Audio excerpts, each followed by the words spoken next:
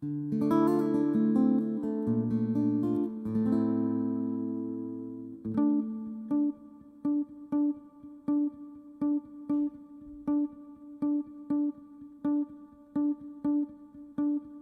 noches, bienvenidos nuevamente a un encuentro de Fundación Liberal y acompañados por la inestimable compañía de la Universidad Siglo XXI.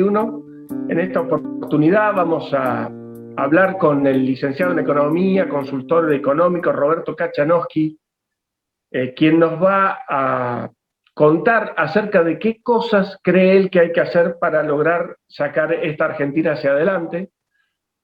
Quería darle primero el agradecimiento y la bienvenida a este panel a Verónica Oloco, decana de la Facultad de Ciencias de la Administración de la Siglo XXI. Hola Verónica, ¿cómo estás? Hola Rogelia, muy buenas noches a vos y a todos los que nos siguen a través de YouTube. Un gusto para mí formar parte de esta noche, de esta charla con el licenciado Kachanowski. Bueno, esperamos aprender mucho de su mirada y de las soluciones, su mirada sobre el problema y las soluciones que tiene para la situación que atraviesa la Argentina. También queremos agradecer a los amigos que nos acompañan y hacen posible estos eventos, que aparte de la Fundación Siglo XXI, tenemos a Fundación Ulton, Fundación Libre, Arteaga Asociados, al profesor Rubén Bengió, a Andrés Brown y a la gente de Unión Editorial, que sin tener ningún reparo nos ayudan en todas estas movidas. Bueno, Roberto, sabemos que tu día ha sido muy largo y no queremos demorar en este evento, así que te damos la palabra. Es todo tuyo el Zoom de Fundación. Lo que yo voy a plantear ahora es, cuáles serían las medidas mínimas a adoptar para que Argentina pueda arrancar, y obviamente que son medidas que dan para el debate. No pretendo acá tener la verdad revelada, ni hablo como Francisco cuando habla de temas de dogmas de fe, no hablo ex cátedra en este tema, ¿no? O sea, estoy abierto al debate sobre las medidas que hay que tomar. Pero sí, permítame primero marcar un punto de situación de la Argentina. No sé si estoy habilitado, Diego, para poder compartir. Perfecto, bueno. Ahí lo que tengo es el gasto público consolidado, que es el gasto de la nación, las provincias y los municipios respecto al Producto Bruto. Esto es desde 1980 hasta el 2018, que es el último dato disponible, y algún día tendremos 2019. Hay estimaciones, pero bueno, tomo los datos oficiales. Como ustedes ven, Argentina tenía un gasto en la década del 80 consolidado, insisto, nación, provincia más municipios, del orden del 30% del Producto Bruto. Y esto se prolonga también en los 90. Después baja en el 2002 como consecuencia de lo que vendría a ser algo así como la licuación del gasto público que hizo Dual en su momento, ¿no es cierto? Y se dejaron de pagar intereses de la deuda, etcétera, entonces baja, y después ya se dispara el gasto hasta niveles del 46-47% aproximadamente. Ahora, primero dato a considerar. No sé si me están recibiendo bien, porque me aparece el cartelito de que la conexión de internet no es muy estable, a veces no me agarra bien acá. 30% Tranquilo, que se ve muy bien, Roberto. ¿Me reciben bien? Sí, bien. 30%, yo les recuerdo que la década del 80 tuvimos, con ese nivel de gasto público consolidado, y tomo el consolidado porque en última instancia del bolsillo del contribuyente sale la plata para mantener los tres niveles de gobierno: la nación, las provincias y los municipios. Ese es el verdadero peso del Estado sobre el sector privado.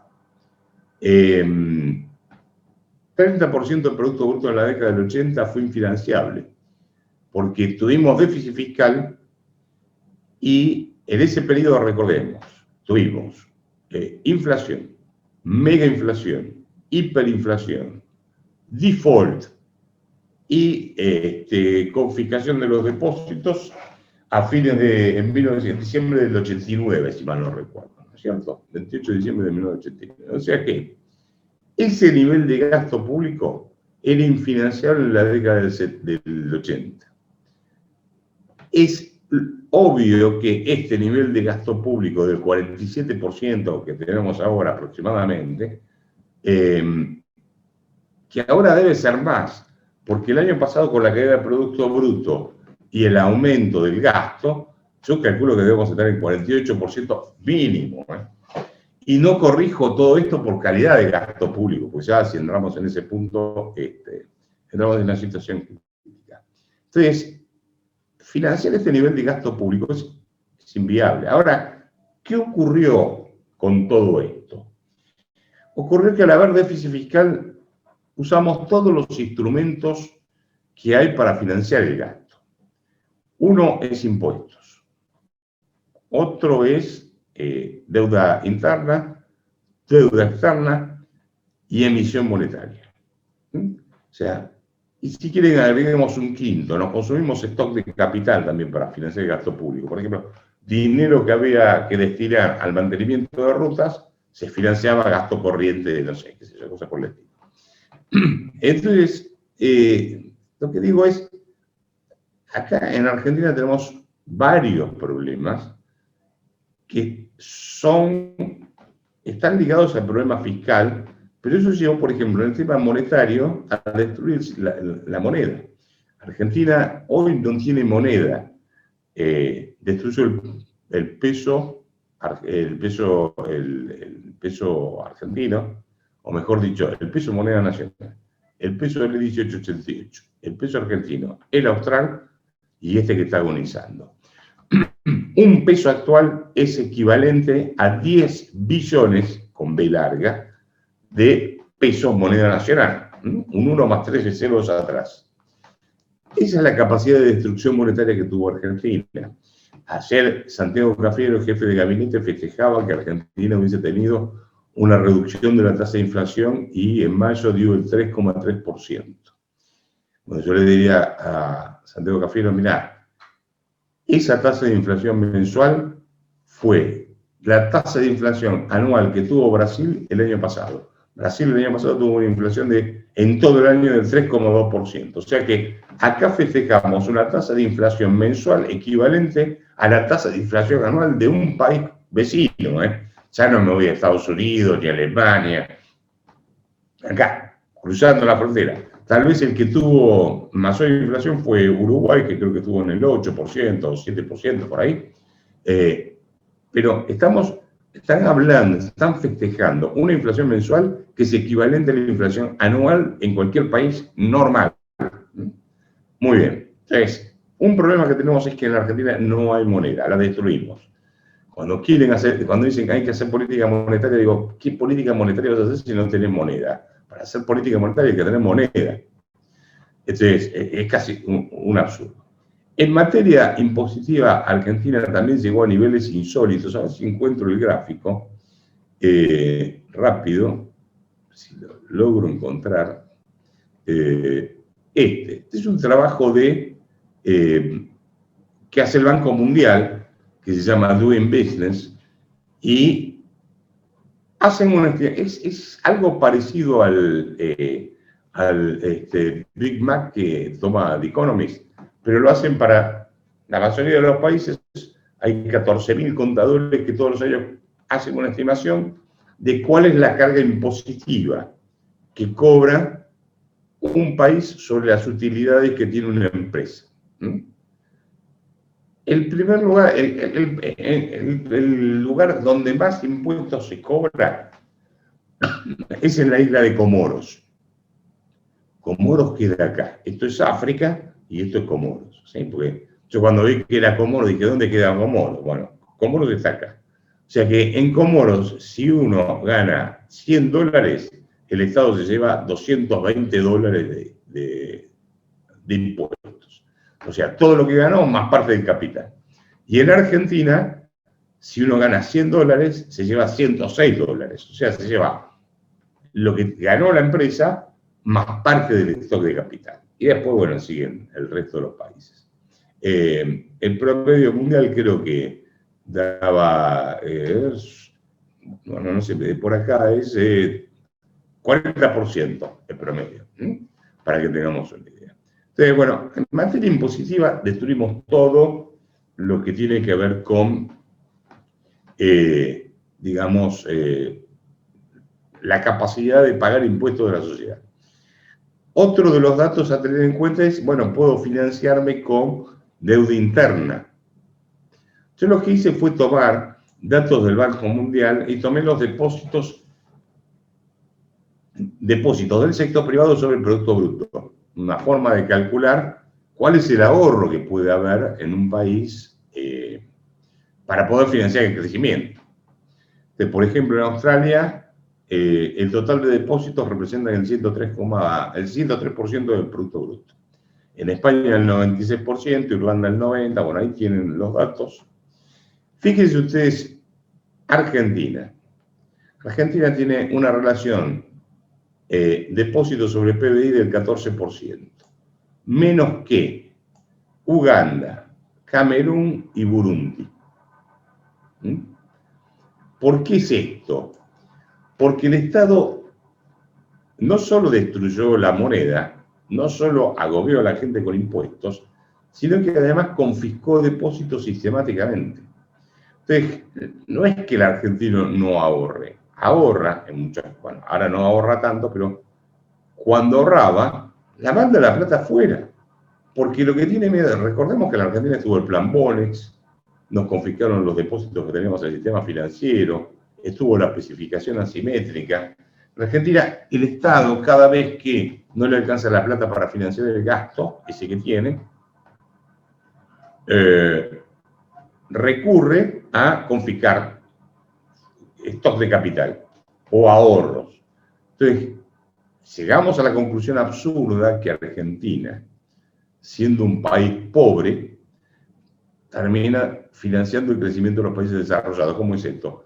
La gente cuando fuga sus capitales, ¿dónde lo hace? No lo llevan a Venezuela ni a Colombia ni a ninguno de esos lados. Perdón, Venezuela o Cuba. Se van a Estados Unidos, a Suecia, o Suiza, cualquier otro país de estos, más o menos que Liechtenstein. Supongamos alguien que deposita en Estados Unidos. ¿Qué hace el Banco Americano con los recursos de los argentinos que depositan en un banco americano? Financian el consumo y la inversión de sus países. Entonces, nosotros que, vamos a ponerlo en términos académicos, somos unos piojosos en términos económicos, terminamos financiando el crecimiento y el consumo de los países desarrollados. Eso es lo que logra el populismo, con estas confiscaciones sistemáticas. Bueno, y en materia inflacionaria, si se da cuenta, esta la tengo que corregir porque creo que la tengo hasta el 2019, pero de todas formas, desde que se creó el Banco Central hasta ahora, la inflación promedio anual fue del 53,3%. Y esto significa que el acumulado de inflación, desde 1935, creo que esto lo hice hasta el 2019, si mal no recuerdo, me falta agregar el 2020, es de el número este, que se lee así, 281.619 billones por ciento de inflación. Yo creo que ninguno de nosotros entendemos qué significa ese número. Entendemos una sola cosa, no tenemos moneda. O sea, está la destrucción monetaria que no tenemos moneda. Muy bien, vamos a sacar esto ahora y vuelvo. Acá ya no voy a hinchar mucho más con los gráficos. Quería mostrar simplemente qué es lo que tenemos. Argentina tiene un gasto público tan alto y tan ineficiente que requiere de un financiamiento que lleva a confiscación de depósitos, lleva a destrucción monetaria, etc. Ahora, la pregunta es, ¿y por qué llegamos a esto? Después lo voy a profundizar sobre el final, pero en última instancia, y esto me parece que es importante tenerlo en cuenta, cualquier política económica tiene que partir de un supuesto, o de un punto básico, para recuperar la Argentina, ¿no? El destrozo económico argentino es consecuencia de los valores que hoy imperan en la sociedad. O sea, ¿por qué hay ese nivel de gasto público? Por última instancia hay una oferta de gasto público y hay una demanda de gasto público. Esa oferta de gasto público yo la definiría como que la democracia argentina se transformó en una competencia populista para ver quién es el que ofrece sacarle más a uno para darle a otros. Entonces, hoy tenemos, o hasta el año 2019, de acuerdo a la Oficina de Presupuesto del Congreso de la Nación, que 19 millones de personas pasan todos los meses por la ventanilla del Estado con un cheque. Hoy, con las ATP y toda esa cosa, deben ser 31, cosas por el estilo. Eran 19 en ese momento sin incluir empleo público, de manera que si uno incluía todo el empleo público nacional, provincial y municipal, estábamos en 25 millones, entre 24 y 25 millones de personas que todos los meses buscaban un cheque del Estado. Y hay hoy en día no más de 5.800.000 empleados en relación de dependencia en blanco en el sector privado para financiar esto, más 400.000, vamos a poner con toda la furia, 400.000 monotributistas, autónomos que sobrevivimos como podemos porque nos mata, la FIP nos mata. Entonces, somos 6 millones y pico de personas que tenemos que sostener en este momento, vi el número el otro día, 31 millones de personas que creo que hizo Fausto Potorno, creo que hizo la cuenta. Si no son 31, serán 25. De todas formas, es un desbalance tan grande que eso complica poder hacer una reforma económica. Dicho esto, estoy tratando de sintetizar por qué digo todo esto. Porque creo que uno de los groseros errores que cometió Cambiemos cuando llegó al gobierno fue no contar lo que se había recibido. Si uno no tiene conciencia de lo que se recibe desde el punto o sea, no le explica a la población cuál es la situación económica, se hace muy difícil avanzar con las reformas económicas porque hay que explicar por qué se hacen ciertas cosas. Entonces, fíjense ustedes que, por ejemplo, voy a dar 2 datos así, a modo de ejemplo. Hay un plan en Argentina que se llama todo lo que tiene que ver con los subsidios para pensiones por invalidez laboral. Las pensiones por invalidez laboral en el 2003 las recibían alrededor de 60.000 personas, si mal no recuerdo. Por ahí tengo el dato, lo voy a buscar a ver si lo encuentro, pero de todas formas, más o menos estaba por ahí. Y terminamos, en este momento hay 1 millón y pico de personas que reciben pensiones por invalidez laboral. O sea que en Argentina de golpe aparecieron 1 millón de inválidos laborales sin que hubiese una guerra, un terremoto, un tsunami, nada. Esa gente cobra un subsidio. Y eso sale un montón de plata. El otro ejemplo que podríamos dar es la cantidad de madres con más de 7 hijos que hay. Había 60.000 y pasamos a 360.000. 300.000 mujeres más que tienen 7 hijos. ¿De dónde aparecieron todos esos?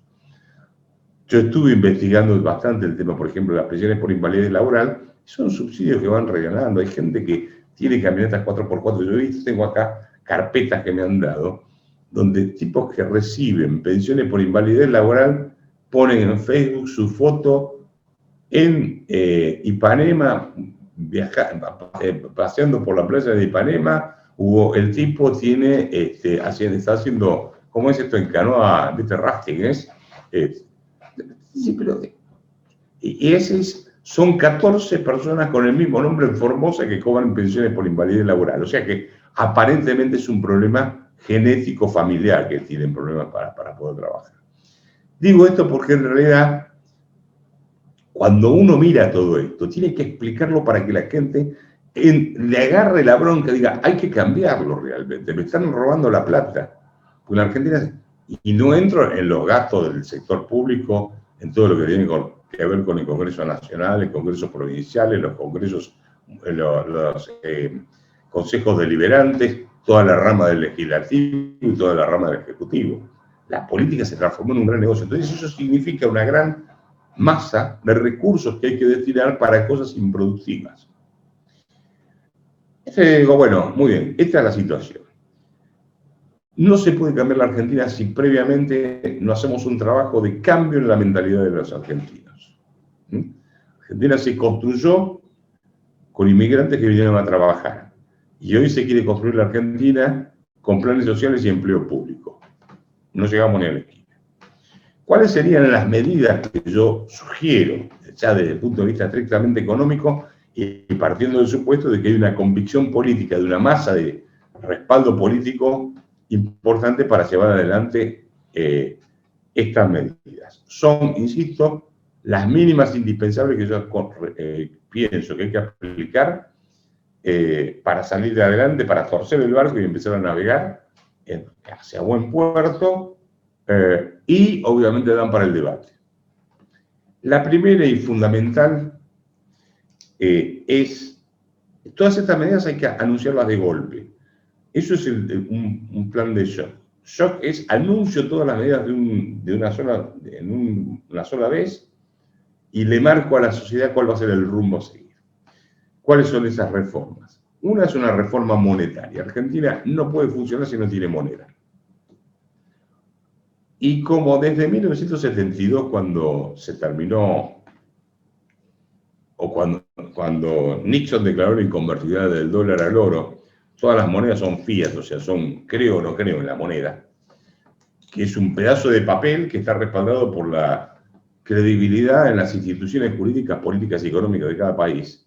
Y como Argentina no tiene calidad institucional, no tiene calidad política, ni tiene calidad en las instituciones jurídicas, no puede tener moneda. Nadie cree en el peso como moneda. Entonces, hay que hacer una reforma monetaria. ¿Cuál sería mi propuesta? Quitarle el curso forzoso al peso y darle curso legal a todas las otras, a cualquier otra moneda en que la gente quiera trabajar. Algunos optan por proponer la dolarización, dolarizar la economía. Otros pueden proponer volver a una convertida. Yo creo que no tendría mucho efecto de confianza hoy en día. Mi propuesta es, hagamos una cosa, quitémosle el curso forzoso al peso, y el que quiere usar pesos, usa pesos. Y el que quiere usar dólares, usa dólares. El que quiere usar euros, usa euros. El que quiere usar yens, usa yens. Y cada uno va a hacer transacciones en la moneda que se le da la gana. Dos cosas ahí. Una, yo creo que se va a concentrar básicamente en dos monedas, en el dólar y en el euro, la mayoría de las operaciones. La segunda, si el Banco Central no produce una moneda de calidad, se queda sin mercadería, digamos así, para vender. Nadie va a demandar el peso. Es como fabricar una hamburguesa que nadie quiere. Entonces, dejo ahí para después, si hay preguntas, con todo gusto la contesto. Mi propuesta es, desregulemos el mercado monetario, quitémosle el curso forzoso al peso y démosle curso legal a todas las otras monedas. Y agrego acá un punto que es importante. Dado que hay gran desconfianza en la seguridad jurídica para traer los ahorros en Argentina y en el exterior, hay mucho dinero de argentinos depositado en los bancos del exterior, porque si lo traen acá, creen con toda certeza que se lo van a robar. ¿Qué hacen? ¿Cómo hacemos para poder traerlo? Porque no vamos a convencer a la gente que traiga la plata que tiene en el exterior tan fácilmente. Una propuesta que se podría hacer ahí es que ese dinero se puede utilizar con pagos en el exterior. O sea, vamos a ponerlo de esta forma. Supongamos que yo le compro un departamento a Rogelio. Entonces, yo tendría que traer los dólares y pagarle acá. No, el sistema tendría que funcionar así. De mi cuenta de Nueva York le pago a su cuenta de Nueva York a Rogelio el departamento. La plata no pasa por acá, pero sí mueve la economía. Entonces, puedo aprovechar los miles de millones de dólares que hay en el exterior, por lo menos los que están en blanco, para empezar a mover la economía. Pero esto es generalizarlo. Cuando digo generalizarlo, digo autorizar, digamos, hacerlo para comprar un auto o cualquier otra cosa, ¿no es cierto? Tal vez no sea para las transacciones menores, pero sí para, ¿cómo se llama? Todo ese tipo de actividades como compra de bienes muebles o bienes inmuebles. Segunda medida que hay que anunciar y que es, esta de la primera de aplicación más o menos rápida. La segunda es una gran desregulación de la economía. Hay que quitar medidas o regulaciones, controles que impiden que las empresas puedan avanzar más rápido, no solo en su formación, sino en el desarrollo de su actividad diaria. Hay toneladas de regulaciones y controles absurdos que hacen que las empresas pierdan competitividad porque tienen que cumplir con una serie de normas absurdas que el Estado impone. A algunos se le ocurrió ponerla o porque al burócrata se le ocurrió ponerla para justificar su propia existencia. Entonces, una gran desregulación de la economía, eso se puede hacer rápidamente y tal vez hasta por decreto. Yo recuerdo que en 1990 Herman González hizo un gran decreto regulatorio y después creo que Cavallo agregó otro más. Y eso funcionó muy bien. Tercera reforma que aplicaría en forma también inmediata, que es de aplicación inmediata, una reforma laboral. ¿En qué consiste la reforma laboral? Ya no estoy pensando en el óptimo, digamos, máximo que yo quisiera. Simplemente digo lo que me parece que es necesario, mínimo, indispensable para poder arrancar. Una reforma laboral que termine con la industria del juicio. Con esto estoy diciendo, yo puedo contratar a una persona, no me sirve, la tengo que indemnizar y eso lo puedo previsionar. Lo que no puedo previsionar como empresa es si al tipo lo despido y entonces después viene, se consigue un abogado del tipo y viene y me dice, no, porque usted a mí me daba un celular que yo usaba y eso no estaba declarado, me estaba pagando el negro, y entonces al empresario le invocan una demanda que el juez le termina regulando una fortuna que no puede pagar. Como la mayoría de las empresas en Argentina son pymes, o sea, hasta 250 empleados, de acuerdo a la definición que hay en Argentina, a un tipo que tiene un comercio, no sé, que tiene 10, 15, 20 empleados, ese tipo de juicio lo mata, lo liquida. Entonces no quiere contratar gente. La manera que yo creo que se podría agilizar la toma de gente, de personal en las empresas es reformando el sistema, la legislación laboral para que termine con la industria del juicio. Dejemos que siga la indemnización, además que esto se tiene que hacer de acá para adelante, porque los jueces van a decir que lo de para atrás son derechos adquiridos, así que no lo vamos a poder hacer funcionar, pero para adelante, lo que uno puede pensar es, mira, toda persona nueva que vos contrates, si la tenés que indemnizar o la vas a indemnizar, pero no te va a servir con un domingo 7 que te va a hacer vender tu casa, el auto o lo que sea para pagarle la indemnización. Y eso ayudaría mucho para que las empresas contraten personal. Calculemos que en la Argentina debe haber unas 600.000 empresas aproximadamente, de las cuales el 99% son pymes, o sea, son hasta 250 empleados. Sí, cada una de esas empresas toma una persona por año, aumentamos o absorbemos en el mercado laboral formal a 600.000 personas por año. En 5 años cambiamos la Argentina por completo. Todos los años creo que se incorporan más o menos unas 200.000 personas jóvenes que pasaban a la edad laboral al mercado laboral. Todo eso puede ser absorbido. Podés absorber parte del empleo público, podés absorber parte de lo que es el pequeterismo, que hoy vive de planes sociales, que después voy a hacer una propuesta sobre ese punto. Entonces, las primeras 3 medidas son reforma monetaria, desregulación de la economía y reforma laboral. La cuarta es una reforma impositiva. Argentina va a necesitar una reforma impositiva que baje no solo la carga tributaria, a diferencia de lo que dice el ministro Guzmán, que dice que no quiere ni bajar el gasto público ni bajar los impuestos. Hay que bajar la carga tributaria ¿para qué? Para atraer inversiones. Es una de las razones por las cuales voy a atraer inversiones. La otra es la de la regulación, la otra es la seguridad jurídica, la previsibilidad en la regla de juego, etc. Entonces, tiene que haber una reforma laboral y ahí hay que repensar el sistema. Yo me inclino por un flat tax en vez de un impuesto a las ganancias. Lo que sabemos es que se puede, de entrada, yo creo que no se va a poder bajar mucho la carga impositiva. Se pueden eliminar algunos impuestos distorsivos, por ejemplo el impuesto al cheque o algunos otros impuestos que dando vueltas por ahí, pero dado que bajar el déficit fiscal va a llevar cierto tiempo, porque el gasto público no se puede bajar tan rápido, pues todos hablamos de bajar el gasto público, pues sabemos que en los hechos no va a ser tan rápido la baja del gasto. No podemos quedar desfinanciados, porque si yo tomo deuda me puede pasar lo que le pasó a Cambiemos. Cambiemos dijo, bueno, con el gradualismo voy avanzando y tomo deuda mientras tanto. Me llegan a cortar el financiamiento externo y me quedo colgado del pincel. Entonces hay que lograr una reducción lo más rápido posible del déficit fiscal, y eso no me permite de entrada bajar tanto los impuestos. Puedo empezar a bajar retenciones, derechos de exportación, por ejemplo, que eso funcionó muy bien cuando lo aplicó Cambiemos, porque quitó cupos de exportación y bajó algunos derechos de exportación, y eso aumentó la exportación de carne vacuna de 1.000 millones a 4.000 millones de dólares al año, aumentó muchísimo la producción de trigo, de maíz, que estaba prácticamente muerta, y la soja dejó de ser la vedette y se distribuyó mejor ¿cómo se llama?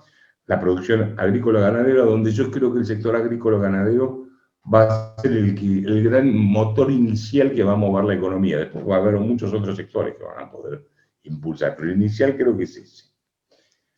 Reforma impositiva. Después está la reforma del Estado. La reforma del Estado tiene dos partes. Una es el nivel de gasto y otra es la calidad del gasto. Lo primero que yo haría es empezar a trabajar sobre el nivel de gasto, y en lo que hace a la calidad del gasto, eso va a llevar tiempo poder mejorarlo. Y, por ejemplo, ¿qué podríamos hacer para bajar rápido la parte del gasto que se puede bajar? Bueno, tenemos por un lado los subsidios económicos, que eso va a haber que ir aumentando las tarifas de los servicios públicos de nuevo. Volvemos a la misma historia, porque el kirchnerismo volvió a hacer la misma música. Pero una opción es, por ejemplo, todo lo que tiene que ver con obra pública no lo hace el sector privado. No lo hace el sector público, lo hace el sector privado. Te digo, mira, hay que hacer una ruta, o cobrar el subsidio por la plata vos y hacer vos la ruta. Pero que el sector, porque eso es lo que hizo Cambiemos, y se lo he dicho a ellos, digo, ustedes cometieron un grosero error. Si a vos no te alcanza la plata para llegar a fin de mes, no te podés poner a refaccionar la casa. O sea, ellos se lanzaron a hacer toda una serie de reformas o de obras públicas, teniendo déficit fiscal. Vos no podés mandarte. Si yo tengo mi casa, supongamos que estoy sin laburo, tengo poca plata, y tengo un agujero en el techo de casa, se me filtra cada vez que llueve, entra agua. Si yo estoy desocupado, no tomo un crédito hipotecario para arreglar y cambiar todo el techo. Y lo que voy a hacer, dado que no llego a fin de mes, pongo un tachito para que el agua caiga ahí.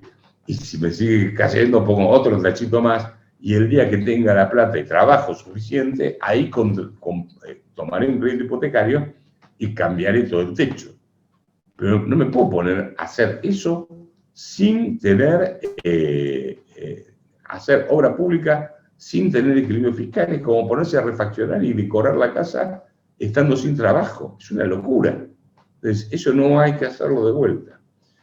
Cuando se lo dije a alguno de la gente de Cambiemos, me miraron como diciendo, no, pero había que hacerlo.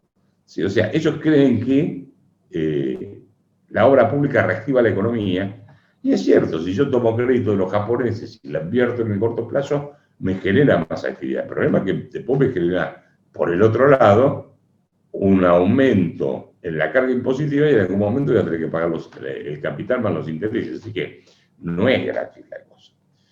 Reforma del Estado, entonces, uno es calidad y otro es nivel. Nivel es eso. Y habría que trabajar sobre el tema también de las jubilaciones. Ahí el kirchnerismo metió 3,5 millones de jubilados que nunca habían aportado.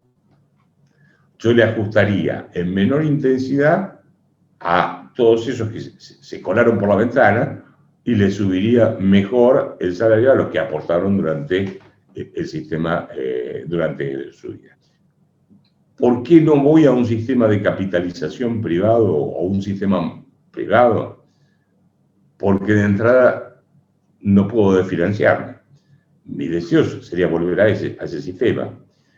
Hay que ver si se puede hacer una combinación inicial de permitir que la gente, de nuevo, que no lo haga acá, que lo haga en el exterior para que no le roben la plata, pueda tener un ahorro, o sea, además de la jubilación que va a cobrar cuando se jubile, que la plata no se la afanen como me la robaron, que yo tenía los depósitos en el sistema previsional, se llevaron toda mi plata. El ahorro que tenía ahí se lo llevaron. Entonces, pero en realidad lo ideal sería matar el sistema de reparto, que no funciona en ninguna parte del mundo, está quebrado en todas partes del mundo por la cuestión de que aumentó la esperanza de vida, la gente vive más tiempo, la relación cantidad de... A ver, en un sistema de reparto, por cada uno que está trabajando, por cada jubilado tiene que haber por lo menos 4 en actividad.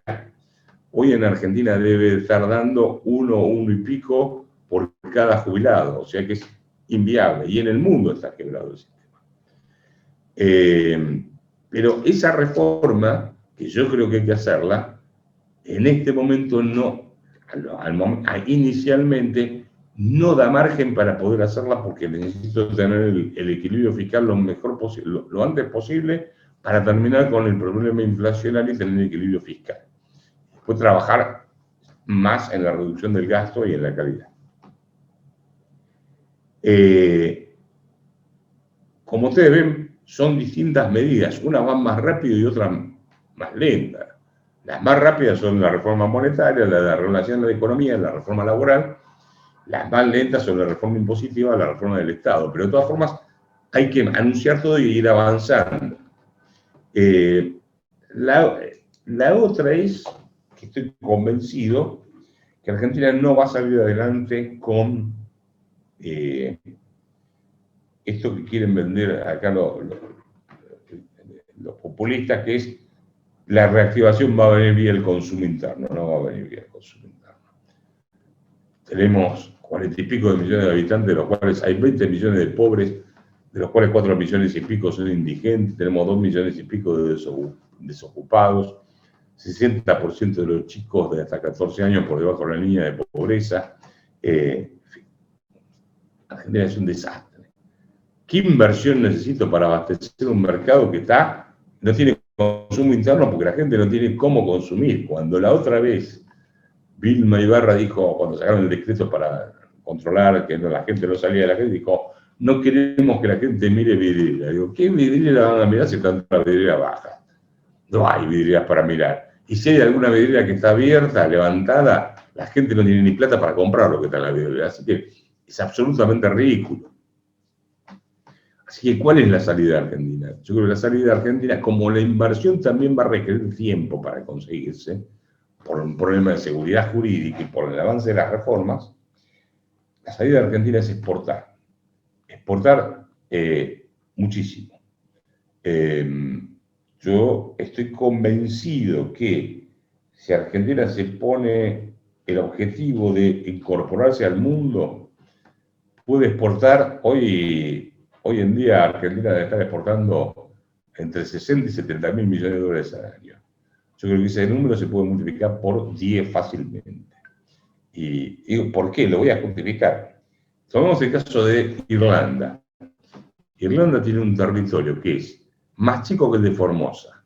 Tienen 4,8 millones de habitantes. No tienen ni la pampa húmeda, no tienen petróleo, no tienen litio, no tienen nada de eso. Sin embargo, Irlanda hizo grandes reformas económicas allá por fines de los 80, principios de los 90, y actualmente Irlanda exporta 400 mil millones de dólares al año, que cuando uno mira los números está dividido más o menos en dos grandes mitades. Exporta helicópteros, aviones, industria farmacéutica, equipamiento de esto para hacer diagnóstico de medicina, ¿sí? Eso es una parte. Y la otra parte es industria de conocimiento, todo lo que tiene que ver. Ahora, ¿por qué? Porque eso lo que hicieron fue bajar brutalmente, fueron bajando mucho el impuesto a las ganancias. Entonces, en Irlanda se paga el 12,5% de impuesto a las ganancias a las corporaciones.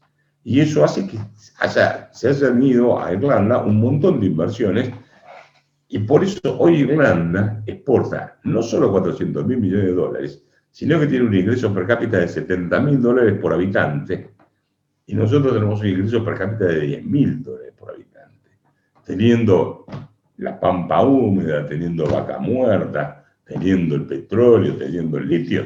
Ellos exportan más. ¿Por qué? Porque ellos tienen calidad institucional, tienen reglas de juego que son mucho más atractivas y diversificaron las exportaciones.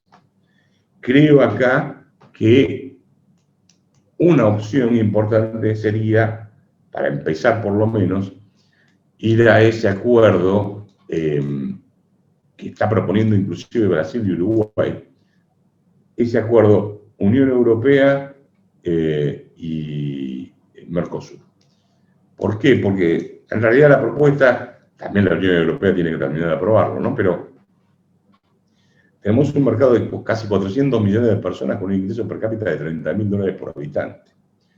Y lo que están proponiendo la Unión Europea es, nosotros bajamos los aranceles más rápido, ustedes lo bajan con el tiempo, con lo cual tenemos tiempo de ir haciendo las reformas económicas para que las empresas sean competitivas y puedan exportar en mayor cantidad. Y no tengan el problema de la competencia de otros que tienen mejores instituciones económicas. Entonces, creo que aprovechar, ese sería un primer paso, tener la Unión Europea como mecanismo. Chile se incorporó al mundo, bueno, en fin, muchos países, todos los países que crecieron es porque apuntaron a exportar. Pero no es porque exportar, es exportar e importar, es comercio, ida y vuelta. No es que exporto y cierro la economía. Se exportan y abrir la economía. ¿Para qué? Para que entren insumos y forzar la competencia. Ahí, inclusive, si yo exporto, apunto a hacer un comercio internacional, los volúmenes de producción tienen que ser grandes para reducir los costos fijos por cada unidad producida. Entonces, me exige de un nivel de inversión importante y eso sí me genera creación de puestos de trabajo y mejora en el salario real y vamos bajando la pobreza de a poco, ¿sí?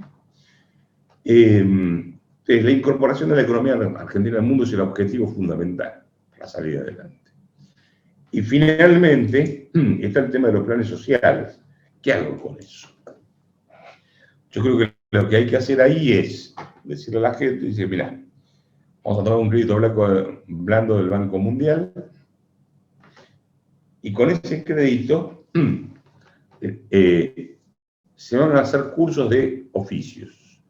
O sea, aquel que cobra un plan social tiene la obligación, para poder seguir cobrándolo, de hacer algún curso de carpintero, electricista, gasista, zinguero, no sé, hay un montón de oficios. Yo vivo en una casa acá en Olivos, ¿sí? Tengo que arreglar, tengo postigones de madera. Para que venga el carpintero que tiene que arreglar dos cositas, es imposible. Cuando viene el electricista, querido Jorge, que lo aprecio mucho, le sirvo café, le doy de comer, le pongo la alfombra, porque logro que venga el tipo y es todo un éxito, ¿no es cierto? Ahí hay una salida laboral importante. Por supuesto, si el tipo quiere ser ingeniero nuclear, bueno, esa es otra historia. Pero lo que digo es, el proceso sería así. Se toma un crédito del Banco Mundial para pagarle a los profesores y comprar los materiales para dar los cursos. Se pueden usar las iglesias, los colegios municipales, los templos, qué sé yo, no sé, todo lo que sea. Hay un montón de lugares. Y al tipo le digo, mira, el contribuyente, no el Estado, el contribuyente te va a seguir financiando el subsidio que vos recibís mientras cursás. O sea, 6 meses, 7 meses, etc. Una vez que terminaste y te matriculaste, y ojo, no falte porque si no, no cobras el subsidio. Una vez que terminaste y te matriculaste, te empiezo a reducir el subsidio, no sé, 10, 15% todos los meses, así que salí a buscar clientes como cualquiera de nosotros que toda la mañana se levanta y tiene que laburar. No estoy proponiendo nada distinto a lo que hacemos los argentinos. Y entonces, bueno, voy desactivando esos programas, esa cultura del plan social, la tengo que transformar en cultura del trabajo. Yo creo que esto explicado, nadie se puede negar a decir, no, yo quiero seguir laburando, viviendo del laburo ajeno. Entonces, resumiendo, estas serían las 7 medidas, pero de nuevo, yo creo que acá hay que hacer un trabajo muy intenso en términos de cambio de los valores de la sociedad. Como decía antes, Argentina, nuestros abuelos vinieron a la Argentina a trabajar. La Argentina se construyó con trabajo, con gente que vino a trabajar. Y en algún momento, no vamos a dar una fecha, porque en historia no hay momentos claves, ¿no? Son procesos, pasamos de la cultura del trabajo a la cultura de la dádiva. Y la cultura de la dádiva se transformó en un negocio político. Cuanto más subsidio reparto, cuanto más empleo público tengo, más voto cautivo tengo. Eso es lo que hay que romper. Estoy convencido que no es algo sencillo de hacer. Pero bueno, esto es lo que yo creo que mínimamente hay que hacer en Argentina para poder arrancar. Si yo tuviese mucho poder y todos me apoyasen, haría muchísimo más. Pero creo que esto es el mínimo de cosas que tiene que hacer Argentina para poder arrancar. Bueno, si les parece, Rogelio, Verónica, vamos a las preguntas, si es que tienen alguna y si les quedó gana después de todo lo que dije. Bueno, Roberto, por supuesto que hay preguntas y es más que interesante lo que has dicho. Primero le vamos a dar la primera pregunta al doctor Flavio Bucheri, que es doctor en Ciencia Económica y parte de la Universidad Siglo XXI. Flavio, tu turno. Gracias, Rogelio, gracias, Verónica. Roberto, ¿qué tal? Soy investigador de la Siglo XXI, entre tantas ocupaciones que tengo. Estoy también en la UCEMA en Buenos Aires, soy graduado de la UCEMA, soy profesor también de la UCEMA, así que en algunos momentos nos vamos a cruzar en Buenos Aires, Roberto, cuando vuelva la presencialidad. Estás en el lucrativo negocio de la educación. Que sea por nuestro beneficio, se ha desarrollado mucho, ¿no? La virtualidad y todo lo demás ha permitido de que las barreras geográficas que antes nos impedían a los del interior llegar a Buenos Aires o llegar a cualquier país del mundo, ahora lo podemos hacer, ¿no? Y eso, a mí por lo menos, la pandemia y el virus me ha favorecido mucho. Y eso es un hecho, para mí, por lo menos, positivo, ¿no? Roberto, ideológicamente comparto tus puntos de vista, no comparto algunos supuestos. La pregunta que te quiero hacer es, ¿estamos en alguna medida volviendo al pasado, no al futuro? Vos te acordás muy bien, no sé Rogelio qué edad tiene, Verónica parece muy jovencita, pero Rogelio a lo mejor tiene algunos años como nosotros. Esto me hace acordar, Roberto, a fines de los años 80. Está grabado en un montón de aspectos la situación. En los años 80, digo, me parece que había más plafón para hacer las reformas estructurales que vos estás mencionando. La pregunta concreta es, ¿quién va a ser para vos, Roberto, el Carlos Menem que va a tomar tus medidas y va a llevar adelante? Porque solamente un peronista, en alguna medida hay un mensaje subliminal de tu gran presentación, solamente en este país en donde comparto con vos la degradación, la mediocridad, comparto con vos algunas cosas, otras no. En este país todo el mundo vive del Estado, no solamente los pobres, todos vivimos. Creo que le podés dar, Roberto, la derecha Guzmán cuando dice que los subsidios a la luz, el gas, son para los ricos también. Entonces el problema es, ¿quién va a ser, Roberto, el Carlos Menem? ¿O a quién ves vos que va a ser el Carlos Menem en un contexto en donde a partir de ahora me parece que va a haber alianzas o coaliciones de un lado y del otro? ¿Quién crees que va a ser el que va a levantar tus banderas? Que eso es lo que en alguna medida es lo que hace falta, ¿no? Emulando lo que fue el rol central de la UCD a principios de los años 90. Mira, es difícil hoy decir quién puede ser ese tapado, si es que existe, ¿cierto? Pero creo que tal vez la función que tenemos los economistas es influir sobre los políticos para que entiendan que estas son las medidas que hay que adoptar. Yo he tenido muchas charlas, inclusive con peronistas de la provincia de Buenos Aires, con gente del PRO, etcétera. Obviamente kirchnerismo no me llama nunca ni para hablar, ni creo que tengamos nada en común para conversar, porque son proyectos totalmente distintos. Pero si estamos pensando en una república, en una democracia liberal o una república liberal tradicional, ¿sí? Si ese es el valor que se comparte, que es lo que no comparte el kirchnerismo, que tiene otro proyecto autocrático, básicamente, en materia de política económica, vamos a tener siempre vas a tener desvíos. Inclusive en Estados Unidos tuviste, dentro del Partido Republicano, a un Reagan, tuviste a un Nixon, muy bien. Yo creo que lo que podemos hacer los economistas es no tanto jugar a ser diputado, que a mí me han ofrecido, la verdad que no sé si me sirve tanto ser diputado, sino tratar de influir sobre la dirigencia política de Juntos por el Cambio, para que entiendan que estos son los caminos a seguir. Creo que hay un libro que leí hace muchísimos años, de William Katz, que se llama El economista y la política. No sé si tuvieron oportunidad de leerlo.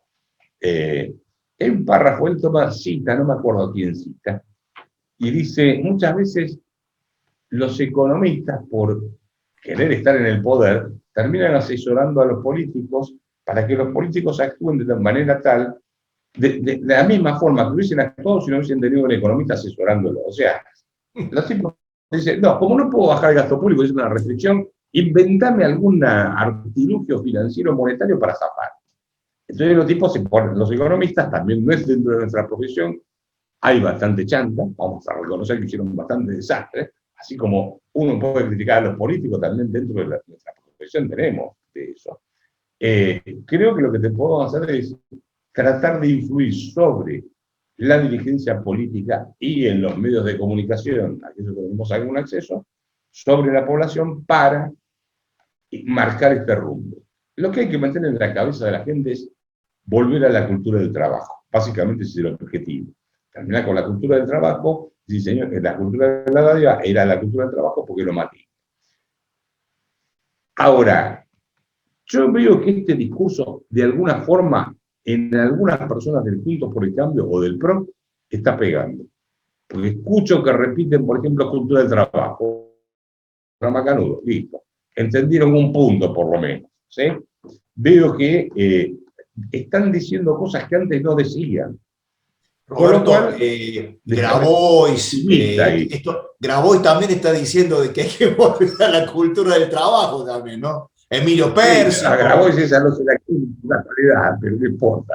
Pero yo le he escuchado a Macri y a otros decir el mismo Pichetto. ¿Sí? Entonces, permitirle ser un poco más optimista en ese sentido, decir, bueno, algo estamos avanzando. No sé si lo vamos a conseguir, la verdad que no lo sé, ninguno de nosotros lo sabemos. Pero ni vos, ni yo, creo que ninguno de los que estamos acá tenemos ventajas competitivas para ganar votos. O fíjate que, o sea, yo no me veo con un megáfono hablando en una plaza tratando de convencer a la gente a los gritos, insultando a que me voten. La verdad que me veo en otra función. Y lo que podemos hacer es esto que estoy diciendo, tratar de influir sobre la dirigencia política. Si va a aparecer el tipo que lo va a hacer, no lo sé. No lo sé. Pero es lo máximo que podemos hacer. No sé si te contesté, pero... Gracias, Roberto. Muy amable. No, por favor, Gustavo. Roberto, muchas gracias. Yo tomo la próxima pregunta y te digo, hemos tenido en este ciclo de charlas conversaciones con otros economistas como Cavallo y demás, y es interesante, y hasta incluso, bueno, mantenemos nosotros diálogo desde la Universidad Muy Fluido con Fundación Mediterránea, y digo, prácticamente estamos en una situación tan crítica que digamos el diagnóstico es el mismo y te diría que casi que las soluciones son las mismas, nada más que algunos son más pro-shock y otros son más gradualistas, pero esa es toda la diferencia, digamos, no hay diferencia de qué es lo que hay que hacer. Una palabra que no te escuché nombrar y a muchos de los otros economistas sí, fue precisamente el tema de la coparticipación y cómo eso juega, y ahí me gustaría tener tu mirada de cómo juega esa en este balance, porque si yo miro a la Argentina, creo que la situación no es homogénea, creo que hay provincias o lugares, vamos a decir, donde esta cultura del trabajo todavía se mantiene un poco más versus la cultura de la dádiva, cómo hacemos que eso se extienda, digamos, a las provincias donde eso no pasa, y qué papel crees vos que juega la coparticipación en eso. Bueno, sí, es cierto, no hablo de la coparticipación porque está incluida dentro de la reforma impositiva, ¿sí? Y eso llevaría casi una charla completa, porque no es tan fácil hacer una... O sea, la Constitución de 1853 no tenía coparticipación federal, no existía. Cada provincia se financiaba a sí misma, y el Estado se financiaba con los recursos de aduana, la renta del correo y tierra de no sé qué cosa. Había menos provincias también, había territorios nacionales como La Pampa, era territorio nacional, Chaco, todo el sur, y seguro me estoy olvidando de alguno. Pero lo cierto es que no había coparticipación federal. Y me parece que es lo mejor que podemos tener, que no haya coparticipación federal. Porque la coparticipación federal lo que hace es separar el costo político de recaudar del beneficio político de gastar. Si yo tengo que otro se encarga de recaudar y no tengo el costo político de ir y decir a la gente tiene que pagar más impuestos, tengo todos los estímulos por hacer un desastre económico. Por eso, por ejemplo, en La Rioja, yo estaba hace poco, cuando se podía viajar, en el 2019. En 2019 hice más de casi 30 y pico de viajes por todo el país, dando charlas. Y estaba en La Rioja, en Chilecito, no sé si ubican, ahí está pegado a la cordillera. Me dice, estábamos conversando con otro para empezar, y me dicen, mirá, acá el 67% de la población trabaja, o de la gente que trabaja en el Estado. ¿Qué podemos hacer para cambiar? Entonces le muestro la cordillera y digo, mirá, de este lado de la cordillera, del otro lado de la cordillera hay lo mismo que de este lado, minerales. Lo que tengo que hacer es desarrollar la industria de la minería. Dice, bueno, pero los ambientalistas se oponen. Y bueno, ¿qué querés que haga? No puedo inventar. O sea, tenés que luchar contra eso. Entonces, coparticipación federal yo creo que tendría que ser exactamente al revés de cómo funciona ahora. En vez de que el Estado nacional recaude y coparticipe a las provincias, deben ser las provincias las que aporten una parte para los gastos del Estado nacional, que son los de defensa nacional, los de, digamos, el ejecutivo, relaciones exteriores, ese tipo de cosas. Ese sería el ideal. Ahora, lo que pasa es que en Argentina la coparticipación federal, que tuvo todo un proceso, porque en realidad el primer problema se produce en 1890, cuando el Estado Nacional en la crisis del 90 empieza a meter algunos impuestos que eran nacionales y lo meten en las provincias. Llegamos a un sistema de coparticipación redistributivo, donde las provincias que más generan tienen que bancar a las que menos generan. Entonces, en rigor, si uno mira los números, hay 5 o 6 provincias que son las que bancan a todas. Son la provincia de Buenos Aires, Córdoba, Santa Fe, Capital Federal, Mendoza, que queda equilibrada, y yo no sé si puedo incluir alguna más. No, en este momento no tengo ninguna más en mente. Ahora, lo que pasa es que están todos los estímulos. Cuando yo miraba, por ejemplo, Formosa tiene todo el estímulo para que Infran gaste y no recaude. Cuando uno mira la composición de los ingresos de la provincia de Formosa, solo el 4% de los impuestos que recauda de toda la masa impositiva son impuestos provinciales, ingresos brutos y algunos de inmobiliarios, no sé qué cosa. El grueso viene de la nación. Entonces el tipo tiene todos los estímulos para gastar. Pasa lo mismo en La Rioja, pasa lo mismo en Catamarca. Ahora, déjame que yo te haga una pregunta a vos, ¿cómo lográs que en el Congreso las provincias, que son las que hoy se benefician del laburo de las provincias que más generan, te voten un cambio en el sistema? No, totalmente. No es nada fácil ninguna de las cosas que planteas, y esta es bastante compleja, ¿no? Y por eso, bueno, nada. Esta se conecta con lo que te preguntaba Flavio. ¿Quién va a ser el superhéroe, ¿no? que va a lograr eso?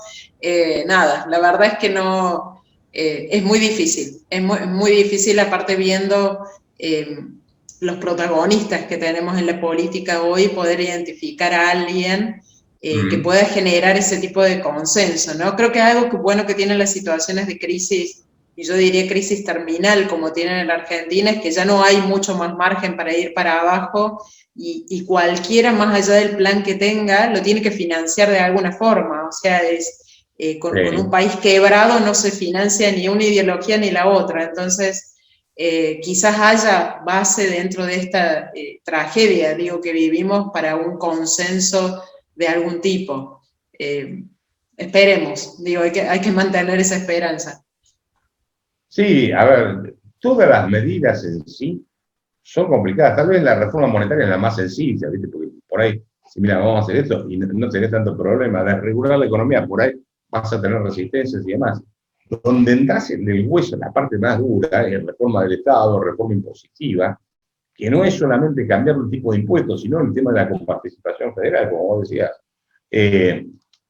Entonces, esas son las partes más complicadas. Y lo que sí tenemos que tener en claro, que cambiar una decadencia como la de la Argentina, no la cambias en un gobierno. El gobierno lo que hace es girar el barco. Siempre le digo a los de PRO, digo, mire, el barco va para allá, lo que podemos hacer es que va a ir para allá. En 4 años, giramos el curso. Y después entrar a navegar va a llevar mucho tiempo. Ningún país de estos que salieron adelante lo hicieron en 4 años. Les llevó por lo menos entre 15 y 20 años. Esos son los procesos de los países. No son los tiempos de los seres humanos, pero son los procesos de los países. Ahora, lo importante es que hace un acuerdo, yo no digo tipo de pacto de la Moncloa, pero algo parecido, donde cualquiera sea el que esté gobernando, siga el mismo rumbo. O sea, que siga incorporado al mundo, que no avance, que siga avanzando con las reformas económicas, etc. Después sí, perdóname, puede haber alguno que quiera hacer un poco más de redistribución de la plata que otro, ¿viste? Que quiera hacer más populismo, en fin. Eso lo vas a tener siempre. Bueno, Pero, la intermitencia que hay en los países desarrollados, ¿no? O sea, no son todos iguales y eso es lo sano, en cierta forma. Sí, o sea, lo ideal sería que todos siempre vayan en la misma ruta, ¿viste? Pero bueno, la realidad es otra. Roberto, te escuchaba la idea de fomentar la cultura del trabajo y pensaba en Alberdi, en Sarmiento, sobre todo Alberdi, que hablaba de traer inmigrantes para que le den cultura de trabajo a los locales. Así que se ve que perdieron los inmigrantes frente a los locales. Los locales le ganaron a los visitantes. Fuera de eso, me parece de que uno de los problemas que tenemos con todas estas medidas que estás proponiendo, que son lógicas y con todas las que se intentan implementar, es que como se han usado tan mal tantas veces, es como que la gente ya no les cree. O sea, es como el mentiroso del truco que canta falta envido y ya no le creen más. ¿Cómo podríamos hacer, por ejemplo, se me ocurre, baja del gasto público, la jubilación anticipada, que siempre se ha hecho, pero ¿cómo podría hacerse, porque también tiene un sentido moral eso, me parece, para decir, ok, se hace, pero no va a entrar nadie nuevo, o sea, no es que voy a jubilar para tomar 2 nuevos. ¿Cómo se puede hacer desde lo reglamentario, desde lo legal o desde lo ético? No sé. Sí, a veces vos jubilás anticipadamente a los más eficientes dentro del sector público, ¿viste? Porque, yo te diría, el tema de la carrera del sector público debería ser una carrera profesional donde el tipo, vos vas a tener algunos cargos políticos, pero todo lo que es la estructura burocrática, que no debería ser muy grande, sea profesionalizada. O sea, eso me parece razonable. Ahora, reformar eso, eso es más un problema de recursos humanos, de cómo podés hacer para... Porque vos tenés 3 niveles para resolver el problema: nación, provincias y municipios. El grueso del problema está en las provincias. Vos mirás los 3.200.000, 3.500.000 empleados públicos que hay en el país. La nación tiene 700.000 aproximadamente, que es el doble de lo que tenía en el 2002, si te descuidas. Pero donde más aumentó el empleo público fue en las provincias. A ver, déjame buscar. A ver si te... Espérate, porque yo tengo un lío, acá tengo tantas cosas en el, ¿cómo se llama? En la COM. No, bueno. Ahora, eso que decís, Roberto, tiene que ver también con lo que preguntaba Verónica de la coparticipación, porque si le quitas la responsabilidad de que puede gastar como quiere la provincia, el municipio, entramos en un círculo vicioso, digamos, ¿no? No, bueno, claro, por eso, a ver, vos para poder reformar todo el problema de las provincias, tenés que cambiar la coparticipación federal, tenés que poner estímulos para que haya cambios. Pero esos cambios te va a llevar mucho tiempo poder hacerlo. O sea, yo la verdad es que lo que estuve pensando hasta ahora es, a ver, acá lo tengo, a ver si lo puedo compartir. Viene como la Argentina, que los datos no son fáciles de conseguir, ¿no? Esconden toda la información. Acá está la evolución del empleo público entre 2003, ¿no? Uy, perdón. ¿Dónde estaba? Acá. Entre 2003 y 2017. Porque me tapa ahí el título, me lo tapa la parte de arriba. Fíjense ustedes que en promedio las provincias aumentaron un 70% el empleo público. Jujuy lo aumentó el 154%, Tucumán 138%, lo mismo que Salta, Catamarca, Mendoza. A ver cómo le fue a Córdoba. ¿Dónde está? Córdoba lo aumentó por debajo del promedio, 54%. La que menos aumentó fue Formosa, 32%, pero no porque Francia era un tipo prolijo, sino porque ya no tenía más gente para meter en el Estado, ya había metido todo lo que tenía que meter. Ahora, vos te podés imaginar que esto implica una masa salarial dentro de la provincia que se hace infinanciable con recursos propios, por eso quieren la coparticipación. Entonces, el tipo no se va a animar a hacer una reforma de este tipo, donde va a tener que bajar cantidad de empleados públicos, porque es su voto. Y ahí viene el problema de cómo lográs hacer ese cambio, porque no es solamente a nivel nacional, es a nivel provincial y a nivel municipal la cantidad de empleados públicos que tenés que modificar. Ese es un tema que, la verdad, hoy no me queda muy claro cómo lo resolvés. Porque vos tenés una recepción muy importante. El empleado público no lo podés echar, te tenés que hacer un sumario para poder despedirlo. Entonces, creo que esa es la ley Cafiero, si mal no recuerdo. Entonces, no es que decir, bueno, la forma de hacerlo es eliminando funciones. Si vos eliminás la función, el tipo se queda sin el puesto. Ahí sí podés hacerlo. Entonces, vos lo que haces es eliminar funciones y ahí podés ir reduciendo. Pero estás haciendo algo brocha gorda, porque vos no solo tenés que reducir, sino que mejorar la calidad.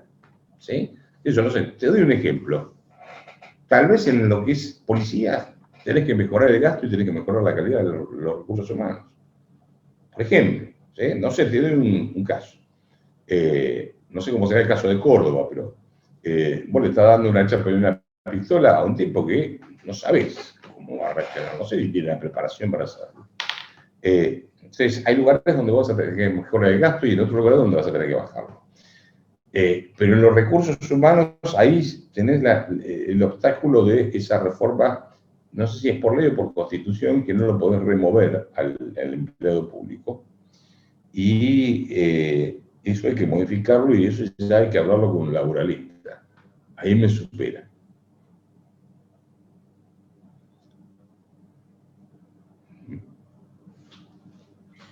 O sea, Roberto, no te hago... Sí, no sé, Roberto, tomo la próxima pregunta, digamos, para ya ir cerrando, no queremos abusar de tu tiempo, sabemos que nada, que has estado todo el día corriendo de un lugar a otro y ya es un poco tarde, así que nada, no queremos abusarnos.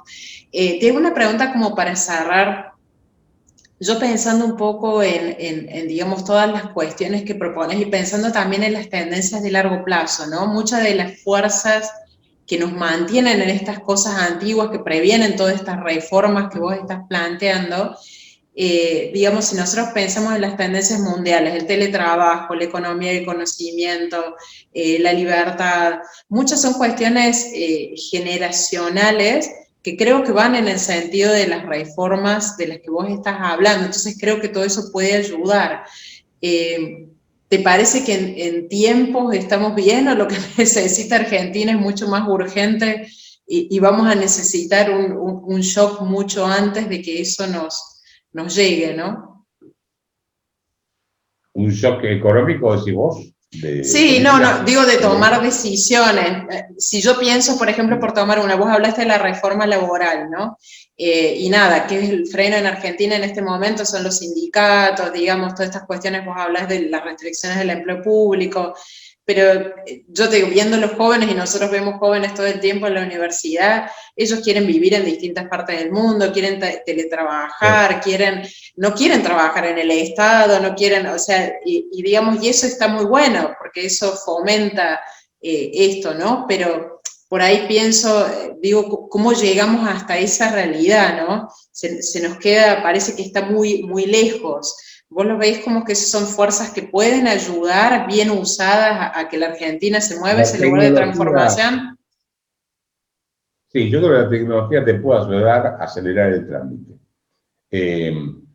A ver, es más, esto cambia la forma de trabajar por completo. Entonces, empecé a escribir en el diario La Prensa en el año 1985. Entonces revisaba notas. Yo creo que le cambio el nombre del ministro, la fecha y alguna palabra, y sigue siendo lo mismo de siempre. Son los sketches de Tato Bores, ¿no? ¿Viste? Si los escuchás ahora son exactamente iguales. Pero en realidad las tengo ahí, los archivos, porque mirá, ¿sabés cómo escribía la nota? Vos fíjate cómo cambió. Yo escribía la nota a mano, ¿sí? Con lapicera, ¿eh? Después la corregía, lo pasaba a máquina, sacaba una fotocopia y se la llevaba a Maxi Gainza-Paz, el director de La Prensa, donde nos tomábamos un café, él leía la nota, bueno, y la publicaba. Entonces. O fíjate, hoy me piden de Infobae de una nota, me dice, ¿me mandás una nota? ¿Cuánto tiempo me da? Y 1 hora, 2 horas, ¿viste? Así se la mandas y la tienen editada en 2 horas, tenés una nota online, ¿ok? No sé, estoy dando un ejemplo. Ahora, fíjate cómo cambió. Hoy no vas tanto al cine, ves Netflix, por ejemplo. Hace un tiempo atrás buscabas un taxi, ahora usás Uber o cualquier otra aplicación. El banco no tenés que ir al banco, lo haces por internet o haces transferencias. O sea que la tecnología va desplazando el trabajo, mano de obra. A ver, todo lo que es trabajo repetitivo, la tecnología va cambiándolo y vas hacia trabajo cerebrointensivo. Y ahí ya tenemos el mismo cuello de botella que tuvo Sarmiento en 1869 cuando hizo el primer censo, que descubrió que más del 70% de la población era analfabeta.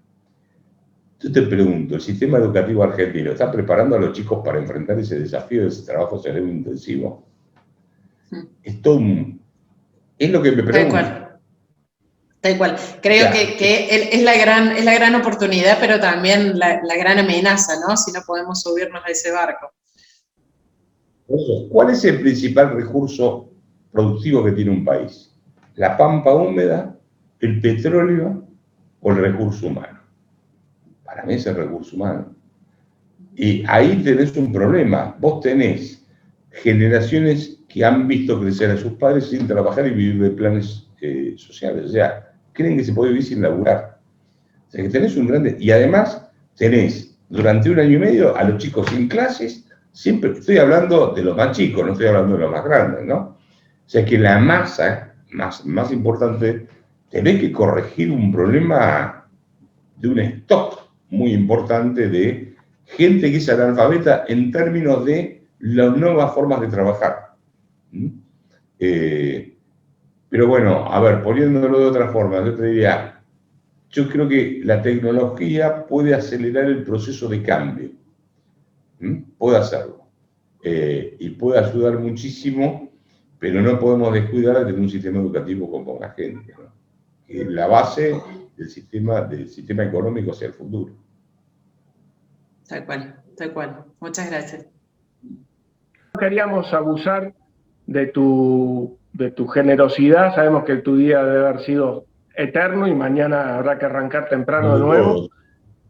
Creo, en lo personal, saco como conclusión de todo esto que el mayor problema argentino es ético, más que otra cosa. No sé si querés decir algo para cerrar este evento y agradecerte nuevamente el esfuerzo.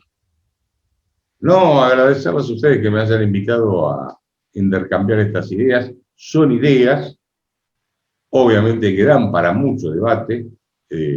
Hay mucho para corregir de lo que yo estoy proponiendo, para profundizar, pero es un inicio. Creo que tenemos que empezar a dejar los diagnósticos y empezar a hacer las propuestas y empezar a convencer a los políticos que el camino está por este lado. Más allá de que después decidamos, bueno, no, convertibilidad sí, convertibilidad no, dolarización, etcétera. Todo eso da para el debate, pero sabemos que tenemos que tener un sistema monetario y este no sirve, por ejemplo. Pero no, gracias a ustedes por invitarme y espero no haberlos aburrido durante todo este tiempo. No, por favor. También creo que hay algo de materia para que voten buenas ideas, porque si sacó más del 40% Macri a pesar de lo que hizo, quiere decir que hay gente que todavía tiene esperanza por hacer las cosas bien. Bueno, agradecerte, Verónica, muchas gracias por estar y participar y apoyarnos en estas locuras que hacemos. Bueno. Les mando un abrazo ahí por Córdoba, que no pase mucho frío, espero poder ir por Córdoba en algún momento. Claro, te esperamos, muchas gracias Roberto, y te esperamos por el campus del siglo XXI cuando podamos volver a salir, ¿no? Cuando podamos retomar la presencialidad. Muchas gracias por tu tiempo, ha sido un gusto compartir este espacio. Hasta luego. Que la pasen bien, chao, gracias. Gracias, Roberto. Y bueno, por nosotros, para agradecer a Diego por la técnica, que como siempre impecable, y a todos los amigos que nos han acompañado apoyando nuestras ideas. Será hasta la próxima. El lunes, ya les adelantamos, lo vamos a tener a Axel Kaiser, lo cual es un lujo gigante y nos va a hablar un poco acerca de Chile y Latinoamérica.